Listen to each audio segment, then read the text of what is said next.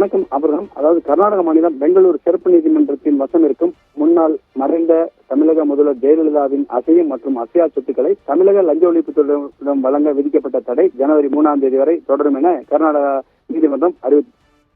ஏற்கனவே ஜெயலலிதா சொத்து குவிப்பு வழக்கில் பறிமுதல் செய்யப்பட்ட பல கோடி மதிப்பிலான சொத்துக்கள் தற்போது கர்நாடக மாநிலம் பெங்களூருல சிறப்பு நீதிமன்றத்தின் கருவூலத்தில் வைக்கப்பட்டுள்ளது.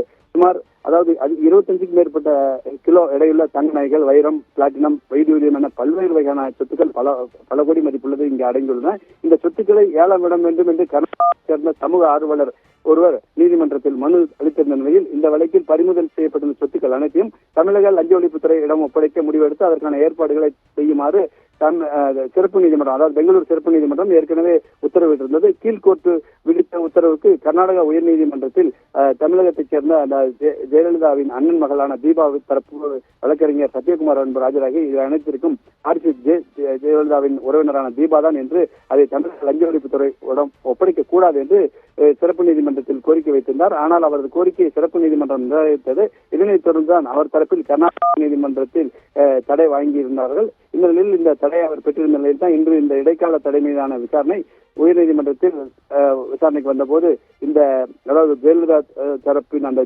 தீபா தரப்பு வழக்கறிஞர் சத்யகுமார் மற்றும் கர்நாடக அரசு தரப்பு வழக்கறிஞர் கிரண் ஜவலி ஆகியோர் ஆஜராகி விவாதம் நடந்தது.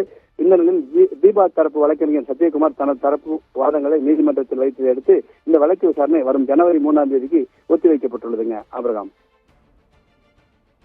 தகவலுக்கு நன்றி ஸ்ரீஹரி.